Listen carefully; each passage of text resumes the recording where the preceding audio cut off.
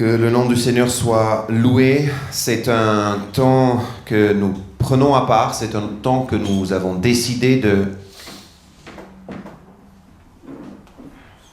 vraiment venir, être ensemble pour chercher Dieu. Hier, nous avons déjà commencé, aujourd'hui, deuxième jour, et nous voulons continuer, chercher Dieu, chercher le Seigneur. Quelqu'un disait qu'il y a peut-être que plus de 313 fois ce verbe « chercher » dans la parole de Dieu. C'est pour dire combien il est important, en tout cas, chercher dans la Bible. Certains font des recherches pour des mots, pour des verbes. Chercher. Et je vous propose de faire cette lecture avec moi dans Psaume chapitre 14. Il y a ce psaume dans lequel David va dire ces mots. Il dira « L'insensé dit en son cœur, il n'y a point de Dieu. Ils se sont corrompus, ils ont commis des actions abominables. Il n'en est aucun qui fasse le bien. L'Éternel du haut des cieux regarde les fils de l'homme pour voir s'il y a quelqu'un qui soit, écoutez bien, intelligent, qui cherche Dieu. Une association, une relation directe entre l'intelligence et rechercher Dieu. Tous sont égarés, tous sont pervertis. Il n'en est aucun qui fasse le bien, pas même un seul. Tous ceux qui commettent l'iniquité ont-ils perdu le sens? Ils dévorent mon peuple, ils le prennent pour nourriture. Ils n'invoquent point l'Éternel. C'est alors qu'ils trembleront d'épouvante quand Dieu paraîtra au milieu de la race des justes, jeter l'opprobre sur l'espérance du malheureux. L'Éternel est son refuge, ô qui fera partir de Sion la délivrance d'Israël. C'est quand l'Éternel ramènera les captifs de son peuple, Jacob sera dans l'allégresse, Israël se réjouira. Amen. Aucun. Qui sera assez intelligent pour chercher l'Éternel? Qui sera assez intelligent pour chercher Dieu? Je crois que cette intelligence, tout le monde recherche, n'est-ce pas? On voudrait tous être intelligents. Tout le monde voudrait être intelligent.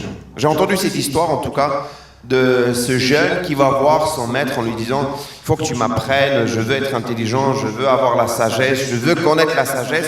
Tu es un sage maître, je veux apprendre la sagesse, je veux être comme toi, je veux apprendre ça. » Le maître l'amène auprès d'une espèce de lac, il le prend par sa tête et puis il le plonge dans l'eau, puis il voit que le jeune il est en train de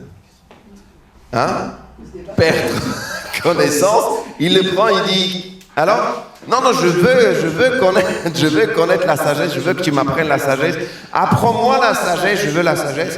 Puis encore, il se bat, il ne sait pas quoi faire, du coup, il l'enlève et puis, qu'est-ce que tu veux maintenant, qu'est-ce que tu veux? Je veux respirer, je veux rien d'autre, je veux respirer. Il dit, maintenant, si tu désires la sagesse de cette manière, là, on va pouvoir travailler. Est-ce qu'on cherche la sagesse? En fait, c'est ça l'idée, c'est est-ce qu'on cherche la sagesse? Est-ce qu'on cherche l'intelligence? Est-ce qu'on cherche, pour nous les chrétiens, Dieu de cette manière-là, comme ça dépendait de notre vie? Je crois qu'il y a une énorme différence. Juste dire, ok, je vais être sage, je vais être intelligent, je vais être spirituel. C'est différent quand on fait quelque chose de vraiment pour dire, ok, ça, je veux véritablement, je suis prêt à tout.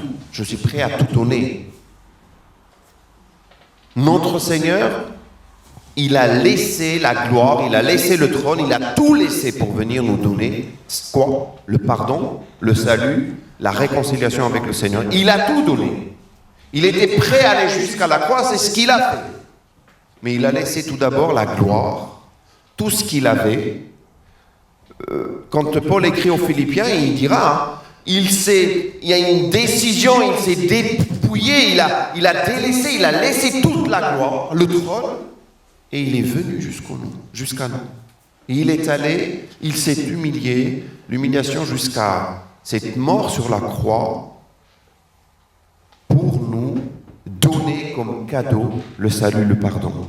Je me dis, Seigneur, de quelle manière je suis prêt à chercher ta face? De quelle manière, comment est-ce que je suis prêt à aller, jusqu'à où est-ce que je suis prêt à aller?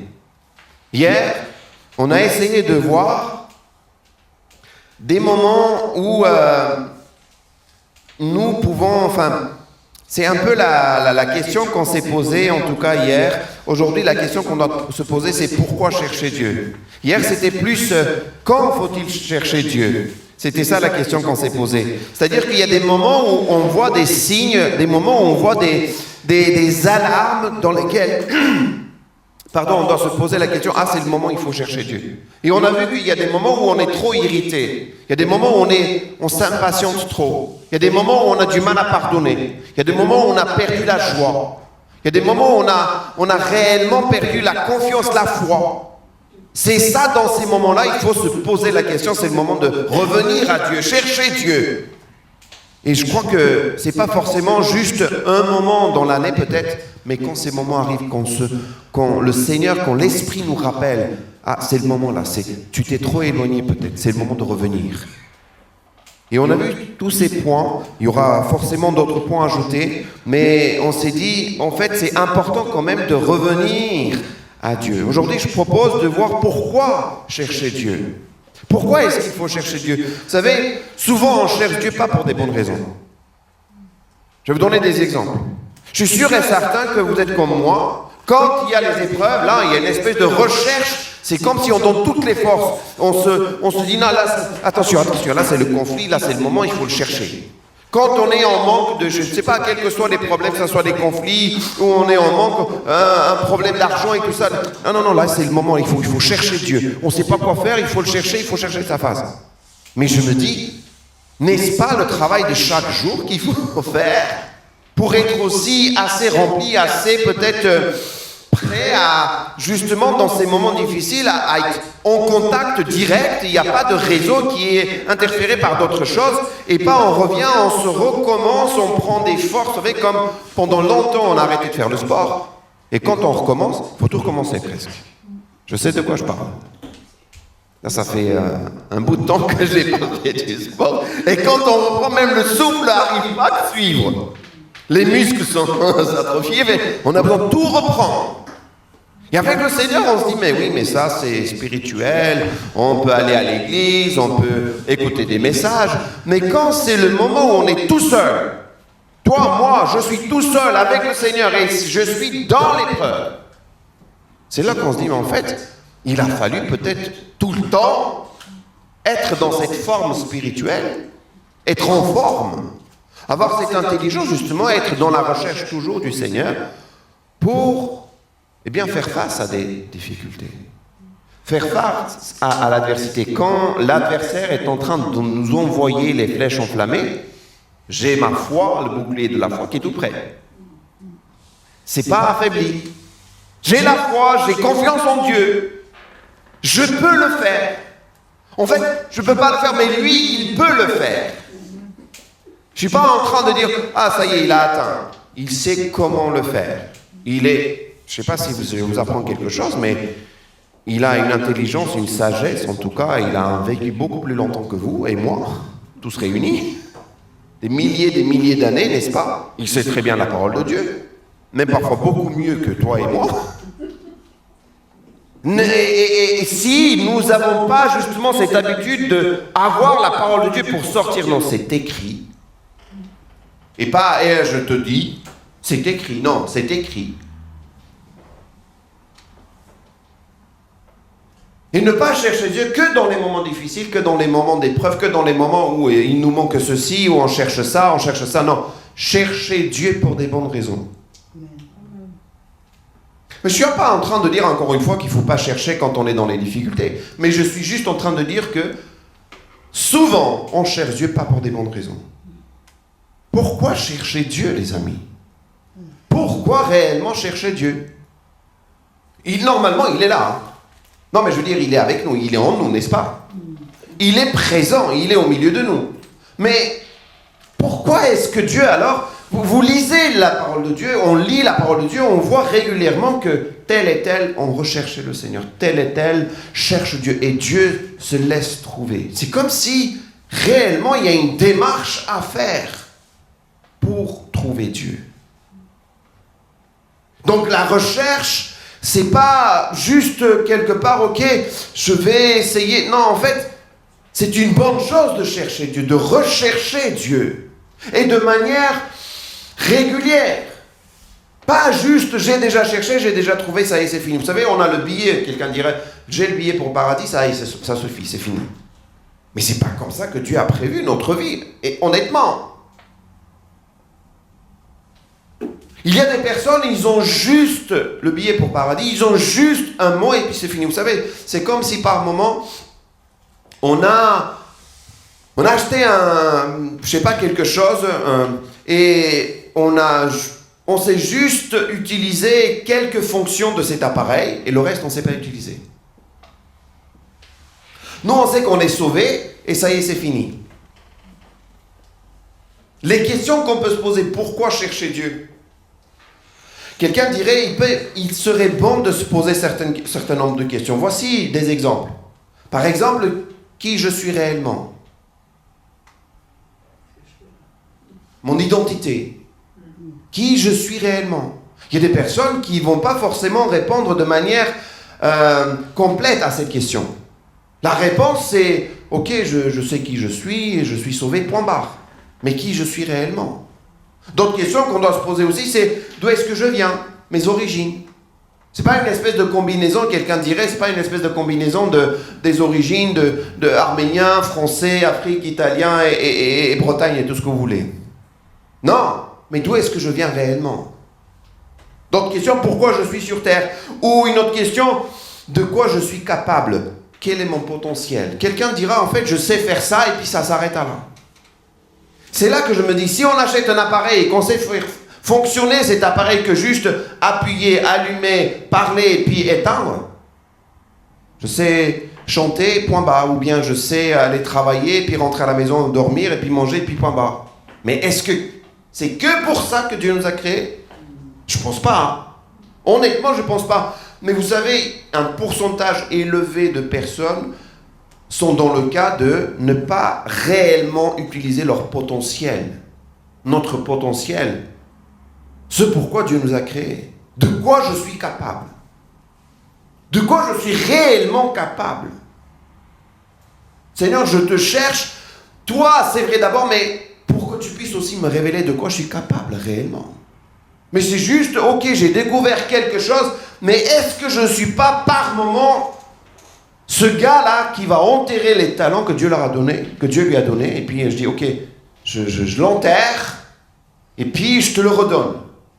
Mais en vérité, Dieu m'a donné des capacités, Dieu nous a donné des talents, pour qu'on puisse les utiliser pleinement. Je ne sais pas si c'est vrai ou pas, mais certains scientifiques nous disent que le cerveau est utilisé qu'à quelques pourcentages, pas à plein pourcentage. Pas pleinement. Dès que quelqu'un fait quelque chose de, je dirais, qui sort du lot, il sait mieux calculer, il sait mieux peut-être lire, il sait mieux mémoriser. On va dire, lui, c'est un génie. Mais en vérité, je veux dire, en fait, Dieu nous a créés tous quelque part avec des capacités hors pair. C'est juste que l'autre peut-être a fait la démarche d'aller un peu plus loin. A fait la démarche des efforts, comme je disais l'autre dimanche, faire des efforts pour améliorer ce que Dieu nous a donné. Mais si je cherche Dieu que dans des moments où je suis dans une difficulté, je ne vais pas grandir, je ne vais pas améliorer, je ne vais pas progresser, je ne vais pas évoluer, je ne progresse pas, je ne crois pas, je ne vais pas croître. On attend juste à la dernière question, c'est où est-ce que je vais? On sait tous où on va. C'est l'éternité avec le Seigneur, point barre. Mais en fait, je crois vraiment que le Seigneur ne nous a pas fait juste comme ça. Pour aller là-bas. Et ce n'est pas un but, je dirais, final, ultime, juste aller là-bas à la fin. Je veux dire, si c'était que ça, j'arrête pas de répéter ça. Honnêtement, je crois vraiment que ce n'est pas que ça, en tout cas, le but. Sinon, le Seigneur nous aurait pris au moment où il nous sauve, il nous prend. Il nous a sauvés le jour, je ne sais pas si vous vous souvenez, peut-être la date exacte, vous n'allez pas vous souvenir. Mais en tout cas, cette période, cette année, vous vous souvenez. À ce moment-là, Dieu vous prend. Mais je ne pense pas que c'était ça le but du Seigneur.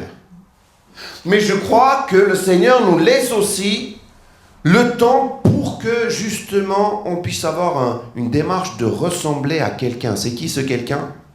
C'est son Fils, c'est Jésus. Donc on a un travail à faire. Donc on a une recherche à faire. Donc on a quelque part des efforts à faire.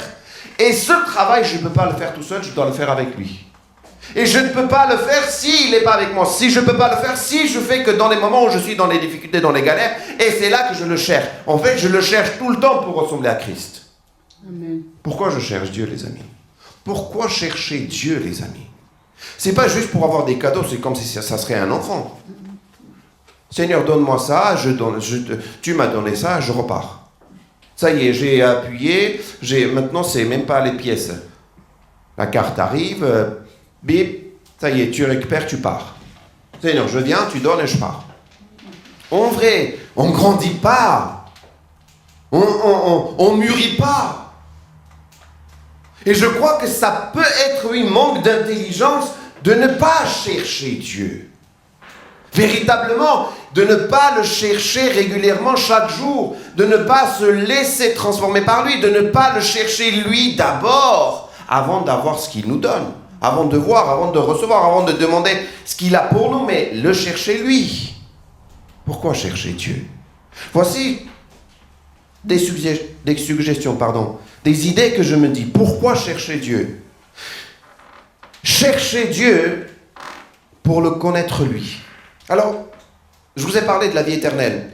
Quelqu'un dira que la vie éternelle, ce n'est pas un lieu, c'est une personne. Et pour preuve, Jésus va dire dans Jean chapitre 17, verset 3, « Or, la vie éternelle, c'est qu'ils te connaissent toi, le seul vrai Dieu. » La vie éternelle, c'est qu'ils te connaissent. C'est le fait de connaître Dieu, c'est ça la vie éternelle. Le fait de le connaître, même, il y a connaître et connaître, vous êtes bien d'accord. Hein? Nous, on se connaît, mais pas si bien que ça. Hein? Il y a tellement de choses que vous ne connaissez pas de ma vie, tellement de choses que je ne connais pas de votre vie. On se connaît quand même, ça fait quelques années qu'on s'est fréquenté, on se connaît quand même. Même parfois, les couples se disent, ça fait 30 ans qu'on est ensemble, mais je ne te connais pas. Vous avez déjà entendu ce genre de phrase? Et c'est comme si on se découvre, c'est comme s'il y a des choses... Ah, ça, j'avais pas vu ça. Oui, si c'est bien, tant mieux. Exactement. Mais si c'est pas forcément bien, là, on est... Si j'avais su que... Peut-être que j'aurais fait autrement. Non, mais véritablement, et puis... Même les parents qui disent « Je connais mon enfant », mais pas si bien que ça. Les enfants, parfois, ils peuvent avoir des visages à la maison, c'est un visage différent, puis à l'école, c'est autre chose. Ah, j'entends. Non, mais c'est quand même hallucinant comment un enfant peut être si malin pour te montrer le visage, et puis après, dans d'autres endroits, on se dit, mais... Et par moments, on se demande, tu veux bien me dire comment elle se comporte, notre enfant, à l'école? Comment elle est? Ah ben, elle est sage, pas de bruit, elle parle pas, elle ose pas la voix et tout ça. Ah bon? C'est mon enfant, ça? Mais non! Vous avez une version améliorée alors? C'est quoi ce truc-là? Mais pourquoi à la maison, c'est une autre version? Mais tu dis, mais il y a un truc là! On change. Elle passe par une espèce de portail différente, elle entre, et puis après, elle devient... Petite parenthèse. Ma petite sœur, elle va regarder un jour, elle me dit, pourquoi tu as dit ça? Elle, quand elle parle, la plupart du temps, elle a aussi une présence. Qu'est-ce que j'aime ma petite sœur, vous pouvez pas, la grande aussi, j'aime ma sœur, vous pouvez pas savoir. Et elle, quand on était enfant et tout ça, et quand il y a des moments, et puis en fait, quand elle parlait régulièrement, elle lance la voix, et parfois on se demandait même s'il avait des problèmes d'audition, elle n'entendait pas bien. C'est pour ça que par moment, c'est la question qu'on se pose, n'est-ce pas? Si tu parles très... Enfin, le volume est très... Enfin, plus quoi. Puis un jour, ça s'est arrivé, on venait d'arriver en France, et puis on est allé prendre des cours de français. Je crois que j'en ai encore besoin. Bref, on est allé prendre des cours de français, et puis à un moment donné, on se présente, et puis le tour arrive pour ma petite sœur, et puis elle se présente, et là, j'entends J'entends rien. Bonjour. Je m'appelle... Et puis la prof, il dit, comment ça, on n'entend rien? Et là, je me dis, non, mais c'est pas elle, c'est pas ma sœur. Non, mais attends, il y a un problème, volume. C'est pas possible. C'est là que tu dis, non, mais attendez, c'est quoi le truc? Pourquoi on change?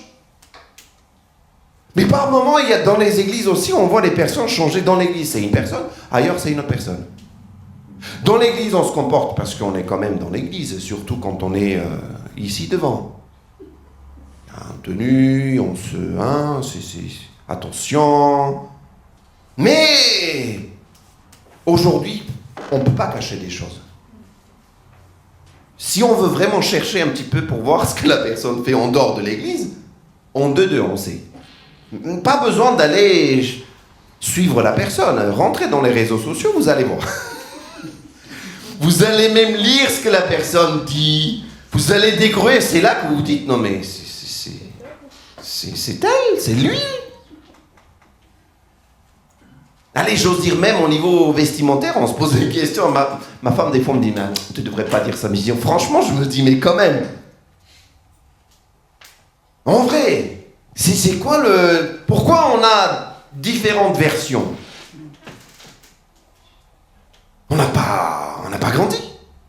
Ou bien on a eu cette espèce de, ok, ici c'est comme ça, l'autre, ailleurs c'est autrement. Mais je crois que justement, Dieu nous appelle à être un partout. La même personne partout.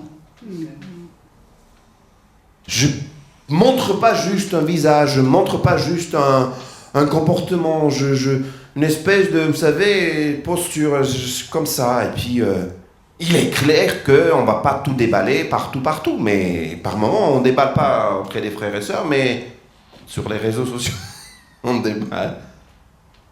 Non, mais je veux dire, être un partout, vraiment. Ce que tu dis, ce que tu penses, ce que tu fais, c'est un. Comme Dieu, il est un. Parfaitement un. Mais justement, on est appelé à être comme lui. Mais si je ne cherche pas Dieu pour le connaître lui, eh bien je vais connaître quelqu'un d'autre. Je vais connaître d'autres personnes. Je vais suivre d'autres habitudes. Je vais faire confiance. Ou même, par l'inertie quelque part, je vais suivre d'autres habitudes. Beaucoup plus facile. Pourquoi chercher Dieu? La vie éternelle, c'est te connaître toi, le seul vrai Dieu, et celui que tu as envoyé, Jésus-Christ.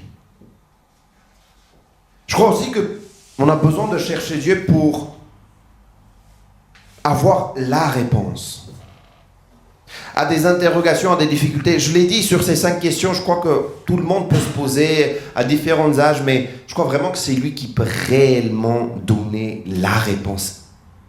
Ce qu'il faut, ce qu'il te faut, qui ne sera pas forcément ce que tu voudrais entendre. C'est comme dans l'histoire de Jacob, dans le bagarre, dans cette espèce de bagarre, il est en train de lutter avec l'ange. Et il lui dit, non, je te laisse pas avant que tu m'aies béni, non, tu pars pas. Et tout ce que l'ange trouve à lui dire, c'est, quel est ton nom? Attends, c'est pas le moment de poser des questions comme ça. Pourquoi tu me demandes quel est ton nom? Mais en fait, c'est parfois ça, tu demandes quelque chose, Dieu te dit autre chose. Ça n'a rien à voir. Mais en fait, si, ça a à voir quelque chose. Il est en train de te dire, qui es-tu? En tout cas pour Jacob. C'est quelqu'un qui essaie de trouver des solutions à lui, à sa manière à lui. Un peu tordu. Un peu j'achète, un peu, allez, on négocie, allez, on fait ça. Alors, allez, on fait autre manière. Mais en fait, Dieu est en train de lui dire, non, je vais te changer le nom. Tu as donné le nom et c'est aussi, vous savez, il y a cette... on dit que en tout cas chez les Juifs, il y avait, je ne sais pas aujourd'hui c'est comme ça ou pas, mais en tout cas à l'époque, une habitude de donner le nom pas à la naissance, mais aussi avec le temps, on va donner le nom. Avec le temps. Comme Moïse, on va lui donner le nom de Moïse. Il a été tiré des eaux, on va lui donner le nom de Moïse, qui veut dire aussi tirer des eaux. Et donc il y a une signification derrière. Et Dieu vient changer ce nom. Jacob, il va lui donner un autre nom. Avec Dieu. Avec Dieu. Victoire avec Dieu. Pas contre Dieu, avec Dieu. La réponse, c'est Dieu. Je crois qu'on a besoin d'avoir sa réponse à lui. Pas notre réponse, pas une autre réponse. Pas la réponse qui nous plaît, mais la réponse de Dieu. Même si ça ne fait pas plaisir. Vous savez, par moments, je me dis, Seigneur, franchement, est-ce que je suis capable d'entendre ta réponse? Est-ce que je suis capable de te suivre? Est-ce que je suis capable d'être là? Même si ce que tu me dis, ça ne me plaît pas. Est-ce que je suis capable? Je ne veux pas, Seigneur, suivre. Je ne veux pas passer mon temps à juste dire des choses qui me plaisent, mais ne pas être dans ta volonté de ce que tu me proposes. Ce que tu me proposes, ça ne me plaît pas. Je ne veux pas. Je passe à côté. Je veux dire, ça ne sert à rien de se démener, de se donner tout ce temps et tout ça. Si tu n'es pas, si tu n'écoutes pas, si tu n'obéis pas, si tu ne prends pas ce qu'il te donne, tu dis, je veux autre chose.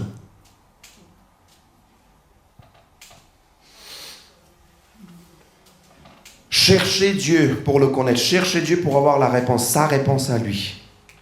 Vous savez, cherchez Dieu aussi parce que Jésus le dira, en vérité, nous en tant que chrétiens, normalement on a appris. On a appris quelque chose, c'est que sans lui, on ne peut rien faire. Sans lui, on essaye, mais on arrive à cette conclusion que ce que nous avons fait, c'est rien. Nous pouvons faire des choses, nous pouvons organiser des choses, mais en réalité, sans lui, on ne peut rien faire. Tu peux bâtir ta maison, mais si ce n'est pas le Seigneur qui bâtit, tu peux te lever tôt, tu peux dormir tard, tu peux passer des heures. C'est rien. Maintenant, tu peux avoir un certain succès, peut-être aux yeux de ce monde, aux yeux de cette époque, mais c'est pas le succès, c'est pas ce que le Seigneur appelle succès. Sans moi, vous ne pouvez rien faire. Cherchez Dieu pour faire avec lui. En vérité, nous ne pouvons rien faire sans lui, mais vous savez que lui, il ne veut rien faire sans nous. Nous ne pouvons rien faire sans lui, mais lui, il ne veut rien faire sans nous. Une collaboration. Et une collaboration tellement... C'est son désir. Il refuse de faire des choses sans toi, sans moi. Pourtant, il peut. Là où je ne peux pas, lui, il peut. Mais honnêtement, là où il peut, il ne veut pas. Il ne veut pas. C'est pour ça qu'il cherche. Lui aussi, il cherche. Il cherche des hommes qui le cherchent, qui le recherchent. Pourquoi, encore une fois, chercher Dieu? Romains 12 nous dit ce passage formidable au verset 2, ne vous conformez pas au siècle présent. Il y aurait beaucoup de choses à dire, mais je vais juste raccourcir pour dire quelques mots sur ce passage. Et peut-être je reprendrai une autre fois. Ne vous conformez pas au siècle présent, mais soyez transformés par le renouvellement de l'intelligence, afin que vous discerniez quelle est la volonté de Dieu, ce qui est bon, agréable et parfait. Seigneur, aide-moi à avoir cette capacité de discerner quelle est ta volonté. Ne vous conformez pas au siècle présent, mais soyez renouvelés. Comment est-ce que je peux être renouvelé? Comment est-ce que je peux réellement être renouvelé par l'Esprit, par sa présence, si je ne suis pas en train de le chercher? C'est pour ça que j'ai besoin de le chercher. Pourquoi je le cherche? Pour connaître sa volonté, discerner sa volonté. Sa volonté est parfaite, sa volonté est agréable, sa volonté est pure. Et je veux connaître sa volonté. Voilà, je vais m'arrêter ici. Il y aura aussi des questions à se poser, comment le chercher à d'autres moments. Mais je prie vraiment que le Seigneur nous aide. Pourquoi le chercher? Pourquoi chercher Dieu? Nous sommes là pour chercher Dieu. Et il veut se laisser trouver. Il veut nous parler, il veut se laisser trouver. Alléluia. Amen. Que le Seigneur nous aide.